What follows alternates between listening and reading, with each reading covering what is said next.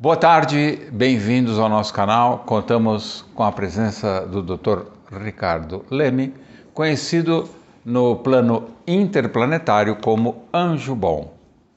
E desejamos a todos que as rosas floresçam em vossa cruz. Na vossa também. Obrigado. Lembrando que a Astrologia Elementar vai ao ar às quintas-feiras. Estamos entrando na nossa reunião número 41 e o assunto de hoje é casas terrestres, a nona aula sobre casas terrestres. E vamos falar sobre as casas materiais. As casas materiais estão relacionadas com os signos de terra. Portanto, Touro, Virgem e Capricórnio. As casas materiais, como o próprio nome diz, estão relacionadas à nossa capacidade de sobreviver, de habitar a terra, de ocupar nosso espaço, construir nossa moradia, conquistar nosso sustento, administrar a saúde da família, encontrar a nossa vocação, a nossa posição social. As casas terrestres, elas objetivam a nossa consciência no planeta. Como lidamos com a matéria-prima que o planeta nos oferece. Então, as casas materiais são 2, 6 e 10. Do ponto de vista do caminho espiritual, a casa 10 é a culminância da nossa missão. Ali é o ponto mais alto da nossa conquista como seres humanos. Por isso que é chamado meio do céu.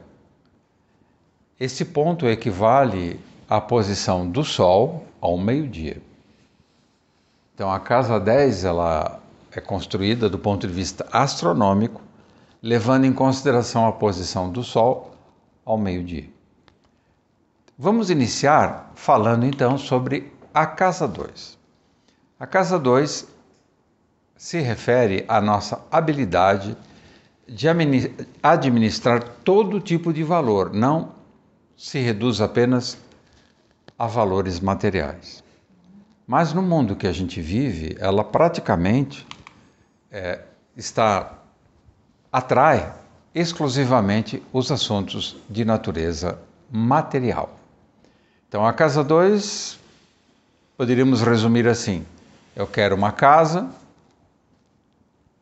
confortável, agradável, eu quero alimento, satisfação pessoal, prazer e paz e sossego. Essa é uma síntese dos valores normalmente cultivados na casa 2. Então a casa 2 é querer e desejar beleza, prazer e segurança. Anjo bom, você que pertence a outra hierarquia, a outra onda de vida que é o anjo. Como é que os anjos veem a nossa aderência, já que nós habitamos um corpo físico, às coisas materiais? Por que normalmente nós só encontramos beleza, prazer e segurança nas coisas materiais e são raros os seres humanos que transcendem a materialidade?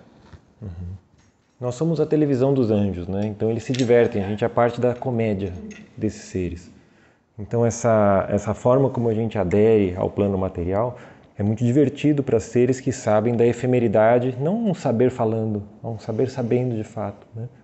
Então eles, na torcida que a gente desenvolva valores que possam ser de fato cultivados e levados consigo. O que é um valor levado consigo? Imagine que você tem uma vida de sucesso dentro desse pragmatismo da materialidade que os signos de terra propõem, né?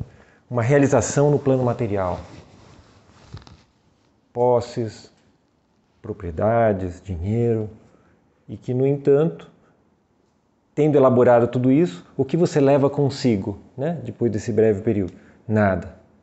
Então aí que está a diversão de quem assiste dentro de uma perspectiva eterna. Porque a proposta, a princípio, seria que essa casa de elaboração de valores pudesse nos orientar, nos encaminhar numa qualidade de valores que conosco também transcendam a presente existência. Ou seja, valores que você leva consigo. né? Não esses valores ilusórios que você é obrigado a deixá-los e que muitas vezes, junto com aquilo que você deixa também a maldição do como você os elaborou. Então, a casa 2 tem essa importância, mas olhar para a casa 2 sem olhar para a casa 1, porque são casas geminadas, né? Então, a casa 2 é um resultado da casa 1. Então, se o seu ser na casa 1 já não foi bem trabalhado, a sua realidade de valores na casa 2 vai ser uma realidade, com o perdão da palavra, pecaminosa. Vai ser uma realidade faltosa, porque você não conseguirá transpor esse ser numa realidade que componha com você. Você olha para esse ter como algo diferente do ser, né? Tanto que a casa 1 é o karma da casa. A casa 1 é o karma da casa 2. Isso. E será que a casa 2 tem condição de compreender aquele ditado popular que caixão não tem gaveta? A casa 2 se presta a isso. Essa é a ideia, né? Não tem gaveta e deveria ter 2 furos dos lados também, né? Para que as pessoas pudessem ver as mãos assim, para baixo, não levando nada, né? Mas é a casa 2 que a gente aprende isso. Ou não, né?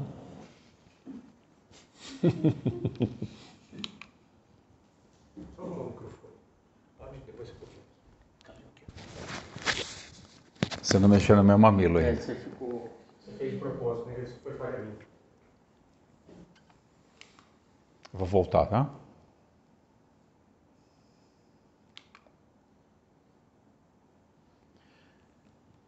A casa 2 e a casa 8, que é a casa oposta, tem uma força erótica, uma força desejante muito intensa. E normalmente são os desejos que direcionam as inclinações humanas e mobilizam toda a atividade da raça humana na superfície da Terra. A extração de bens, a transformação desses bens, culminando, finalmente, dentro de uma cadeia produtiva complexa, nos bens de consumo. Então, a casa 2 indica, em grande parte, como nos relacionamos com os bens disponíveis para o consumo. De que forma desejamos, de que forma cobiçamos ou até invejamos aquilo que os outros têm e nós não temos condições materiais de ter. Então, a casa 2 também envolve ciúme e inveja e cobiça. As atividades humanas que buscam, portanto, a satisfação, a gratificação dos sentidos e esse estado complexo que pouca gente sabe definir, felicidade. Felicidade é uma coisa que todo mundo quer, mas se você pergunta o que é, poucos sabem responder. É isso, Anjo? Isso. Enquanto nós não uranizarmos a casa 2, isso continuará sendo uma impossibilidade. Uranizar é, de alguma forma, dinamizar uma força que normalmente está endurecida, enrijecida, para qualquer situação. Estar pronto para tudo. Legal. Desejos que se consolidam em bens materiais. Eu trabalho, acumulo recursos financeiros, me esforço, faço hora extra, às vezes trabalho de fim de semana, porque eu desejo reformar minha casa, trocar de carro, comprar uma roupa fina ou fazer uma viagem, ou até conquistar alguém. Então eu invisto na minha beleza pessoal, invisto financeiramente, porque assim, na minha cabeça, eu me torno mais atraente e posso ter mais sucesso no campo amoroso. Interessante, né? Muito, muito. Eu tenho amigos que são grandes empresários e é muito curioso quando eu encontro com eles, porque eles têm uns carrões, sabe, sensacionais. Eles falam, mas por que um carro desse, rapaz? Olha, se eu não tiver um carro desse, não tem como me apresentar para os clientes. Eles vão pensar, o que eles pensarão de mim? É muito curioso essa barganha de como a materialidade, aos olhos do outro, pode, inclusive, estabelecer laços comerciais, né? Sim. Esses pressupostos, né? Sim. É fascinante. Mas dizem que dinheiro atrai dinheiro. Faz sentido isso? Faz. Você atrai o que você é, né? Valores que se traduzem em bem-estar. Então tem todo um esforço, todo um empenho, porque lá na frente eu acredito que isso vai resultar num conforto, numa segurança, num ambiente extremamente aprazível, onde eu possa desfrutar plenamente o gozo pela vida. Nesse sentido, a casa 2 faz uma parceria com a casa 5, apesar de estarem naturalmente em quadratura entre si. Porque na cabeça do ser humano, quanto maior o poder aquisitivo, mais diversão, mais viagens, mais pessoas, mais amores e romances eu posso acumular na minha vida. Então a casa 2 é como administramos as finanças de modo a existir assegurando a continuação da vida. Então vamos supor que a pessoa tenha a lua na casa 2 ou o sol na casa 2. Então boa parte do esforço material que ela faz é pensando na família. Vamos imaginar que alguém tem a infelicidade de ter ascendente touro. O ascendente touro vai significar que essa pessoa vai pensar muito em termos de casa 2. É isso, Anjo? Bom. É. O touro, esse signo de fixidez que vai dar essa estrutura de composição que pode levar à confusão do ser, que deveria ter primazia, em função do ter. Então, quem tem uma casa 2, uma casa 1 em touro, pode correr o risco de se tornar um ter humano. Mas em compensação também é uma pessoa que vai se dedicar muito à família, vai construir às vezes até um império de bens para suprir a necessidade dos filhos, dos netos, e ele pensa assim que ele pode construir uma espécie de dinastia. Ele vincula a ideia de amor à família. Veja, com um touro no ascendente, leão cai na casa 5. Então essa relação confusa com o amor enquanto uma realização familiar se torna um risco. Desculpa, leão cai na casa 4, tá, Gilmar? Leão cai na casa 4, verdade. Isso. É uma Mas quadratura a família, entre a casa 1 e a casa 4. A família fica com uma natureza leonina. Ou seja, é um reinado mesmo. Exato. Inclusive é comum quem tem leão na casa 4, os netos terem os mesmos nomes dos avós, né? Então é Alfredo 1, Alfredo 2, Alfredo Júnior. Isso. E mostra uma hereditariedade soberba, né? Habilidades para sustentar, manter e proteger estruturas de vida próspera. Então, do ponto de vista material, quem, por exemplo, tem Sol na casa 2, Vênus na casa 2, pode, nessa encarnação específica, usufruir de muitos favores do mundo material. Tem até facilidade para ter poder material e conquistar, comprar aquilo que deseja. Não vai encontrar muita dificuldade nessa área. Ao passo, por exemplo, que o indivíduo que nasce com Saturno na casa 2, provavelmente vai ter que trabalhar muito para conseguir pouco. E vai ter medo de perder. A pessoa que tem medo de perder vai viver extremamente precavido. Lembrando que não há mal nenhum em possuir, né? Todo mal está em ser possuído. Roden deixa isso claro na fala dele, né? Sim. E a gente está discutindo aqui o ser possuído. Sim. Então, a casa 1 é o ser ou não ser, e a casa 2 é o ter ou não ter, essa é a questão. Isso. Ou possuir ou não possuir. Isso. Essa é a questão. Essa é a questão. Ou ainda, ser possuído ou não ser possuído. Você transformou a casa 2 em um ser que faz com que os bens da casa 2 sejam levados consigo? Ou você transformou a casa 2 num ser que te cristaliza e te prende aos valores terrenos? E, por exemplo, se a pessoa tem o regente da casa 2 na casa 1, olha que interessante essa situação, né? A tendência dela também é direcionar todos os afazeres, todas as atitudes, todas as iniciativas para abastecer a casa 2. Sim, com a ressalva de que, a princípio, essa pessoa deveria ter uma maestria sobre os assuntos da casa 2, porque ela está recebendo uma força que disponibiliza uma atuação consciente sobre a casa 2. Então é um recurso a mais de não ser pego na armadilha da casa 2, de poder administrá-la e não ser possuído por ela. O que seria um ser possuído por ela? O regente da 1 na casa 2. Então o ser corre o risco de ser aprisionado no ter. Então me diz uma coisa, Anjo Bom, fiquei muito curioso e você como anjo, que é amigo dos anjos do destino, pode contar para nós. Olha, vai encontrar um segredo de destino, hein? Olha o privilégio. Imagina uma pessoa que seja ascendente touro e tenha gêmeos na casa 2. O que é natural, se não houver interceptação. Claro. Vamos imaginar que Mercúrio, que é o regente da casa 2, esteja em touro no ascendente. Qual é o grau de aprisionamento dessa pessoa ao dinheiro? Então você vê, essa pessoa tem o arbítrio da possibilidade de realizar a casa 2. Por quê? Porque o regente da 2 está na 1. Dependendo de como ela for educada, ela vai se perder por muito tempo acreditando que os bens estejam sendo o tecido que vão garanti-la na vida. Dependendo de como essa pessoa se emancipe, por quê? Porque um regente aéreo da casa 2 tem toda a possibilidade de fazer com que a pessoa tome consciência de que a riqueza não esteja na matéria, mas esteja ao redor. Né? O ar na astrologia não é só esse ar que a gente respira, mas é tudo aquilo que envolve. Né? Então a pessoa que tem os gêmeos na casa 2, ela tem a possibilidade de ir além da riqueza material.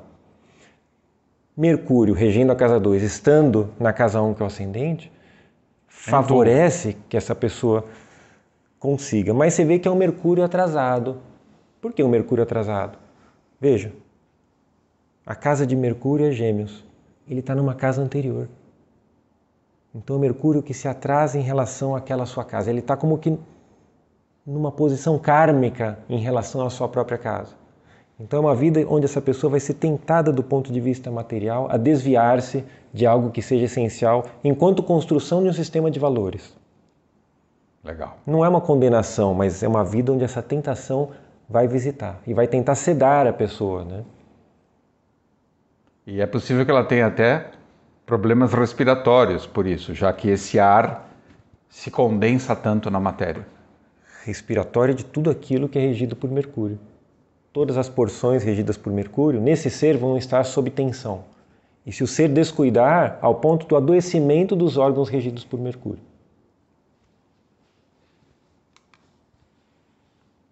Posse de territórios, propriedade privada, fortificações, muralhas, loteamento do espaço físico. Eu quero a minha gleba. Então, o critério de valores enraizado na herança familiar. Padrões hereditários perpetuados ao longo de inúmeras gerações. Quem tem muito planeta na casa 2 é meio família Antônio Hermílio de Moraes, né? É Votorantim por muitos milênios, de preferência o éon todo. Se eu não me engano, o Antônio Hermílio de Moraes tem Sol, Vênus e Júpiter na casa 2.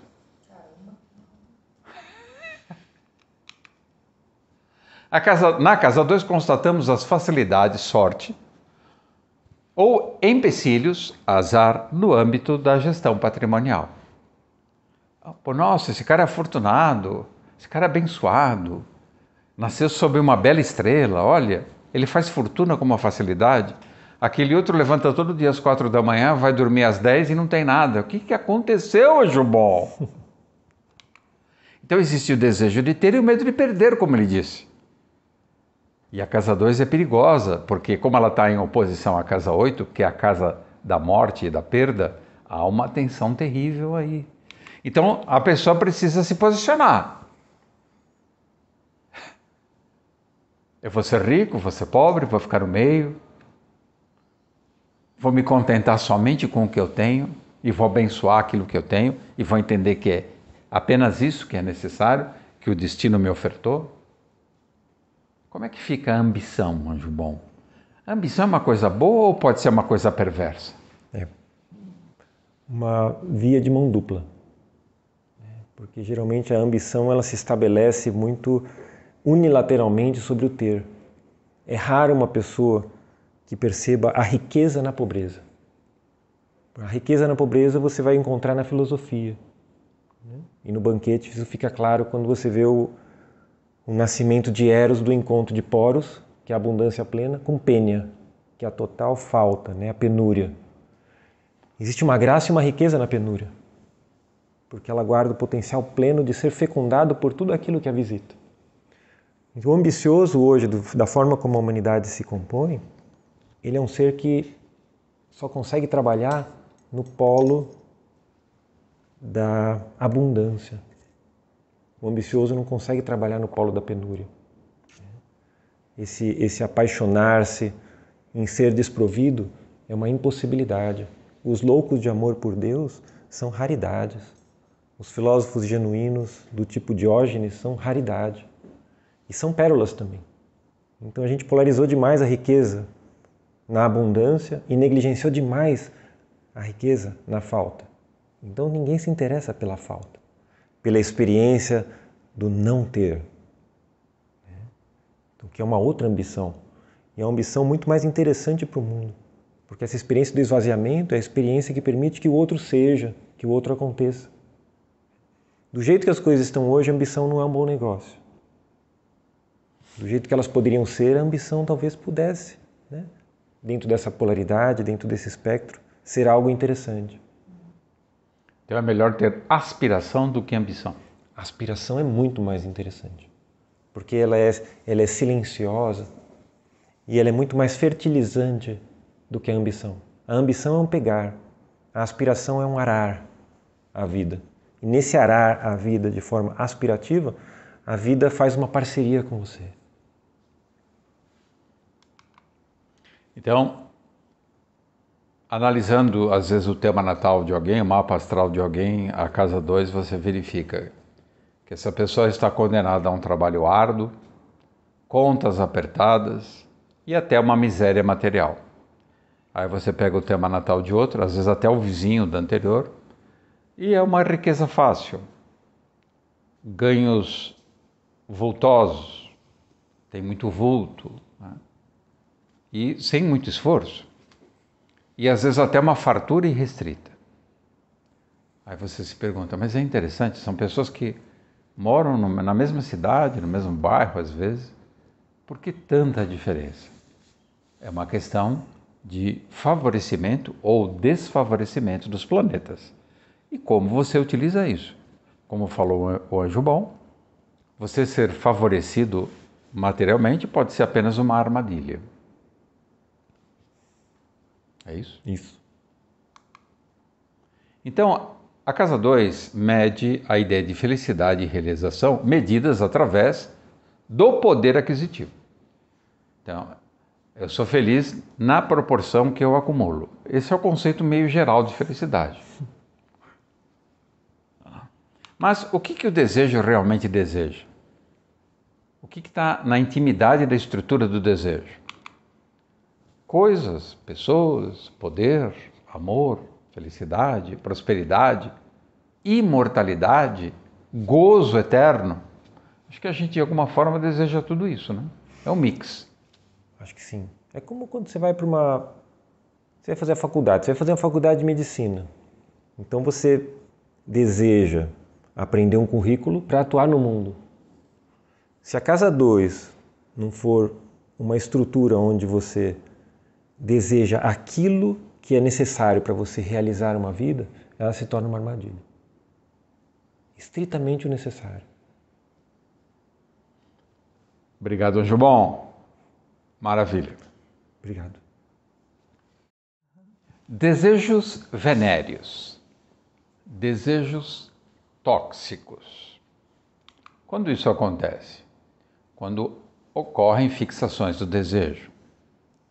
Então o desejo fica petrificado. Há uma tendência, nesse caso, a aferrar-se a falsas necessidades ou necessidades artificiais. E valores aprisionantes. Não são valores que te libertam a alma. E aí ocorre uma tendência a acúmulo de luxo e de lixo. Você começa a entulhar na sua casa um monte de tralha. E pior, como as coisas não cabem mais na sua casa, você vai comprando casas maiores para caber mais tralha. Então, você acaba ficando com uma casa de 30 cômodos, cada uma delas com lixo entulhado, apinhado.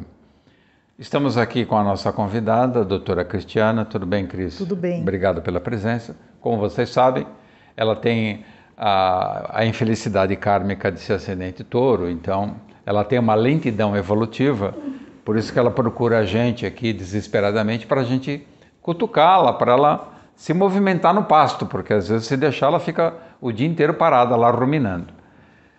Como que é essa fixação em desejos tóxicos? Dada que você já tem uma grande experiência de vida, você já passou profissionalmente, experiências de matrimônio, feito, desfeito, filhos, etc.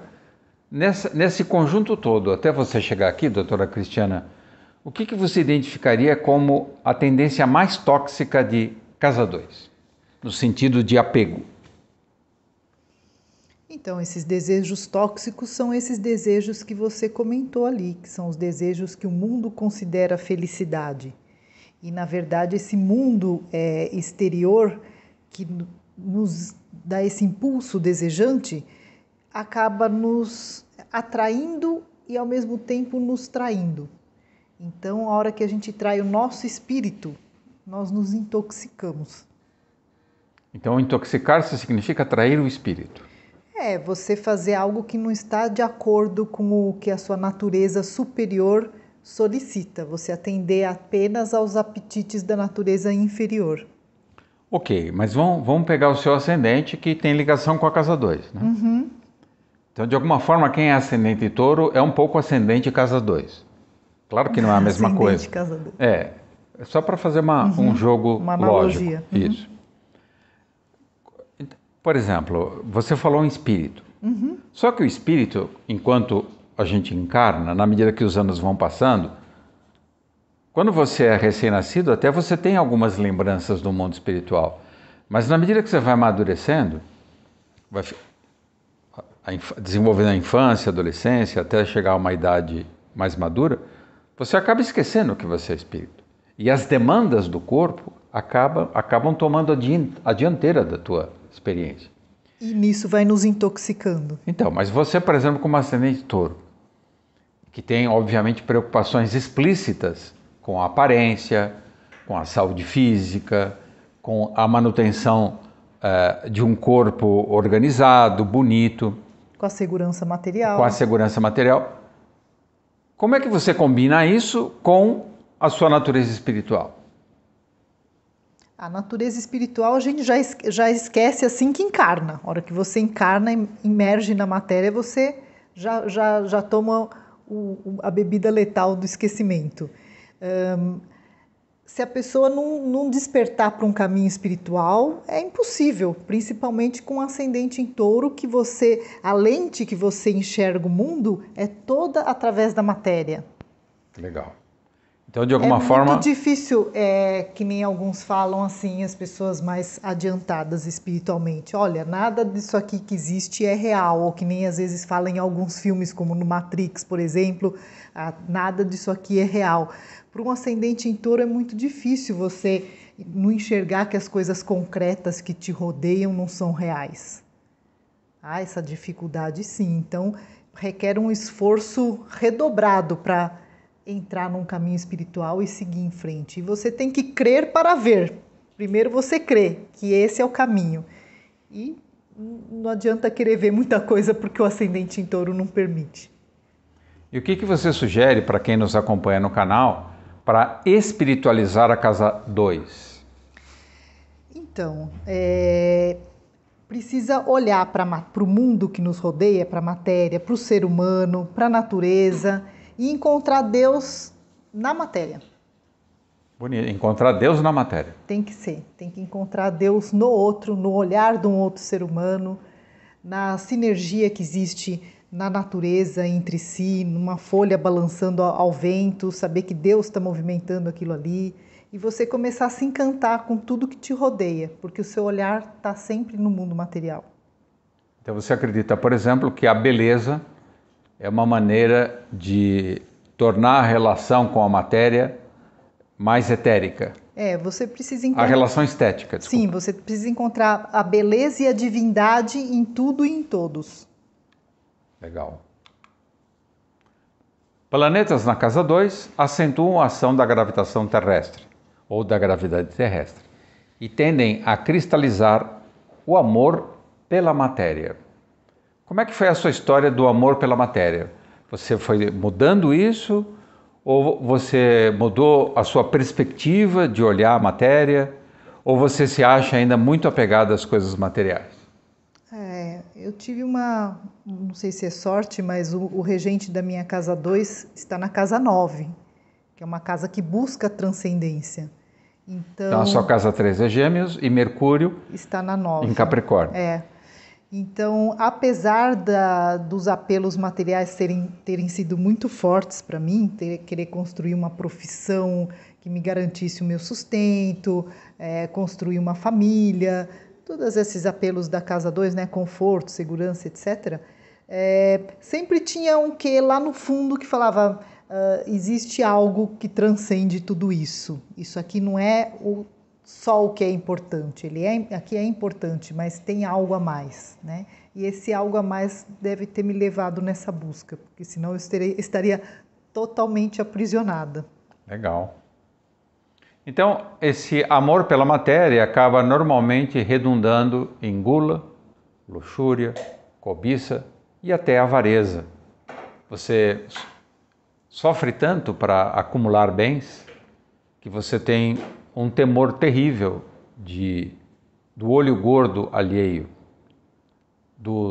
das pessoas que possam assaltar e levar aquilo que com tanto suor você conquistou. Então, aquilo que você tem acaba se transformando numa paranoia. Obrigado, doutora Cristiana. Eu que agradeço. Obrigado a todos que acompanham o canal. E desejamos que as rosas floresçam em vossa cruz. Na vossa também. Obrigado. Se você gostou do nosso vídeo, se inscreva no canal e ative o sininho. E compartilhe com os amigos. Que as rosas floresçam em vossa cruz. Na vossa também. Obrigado.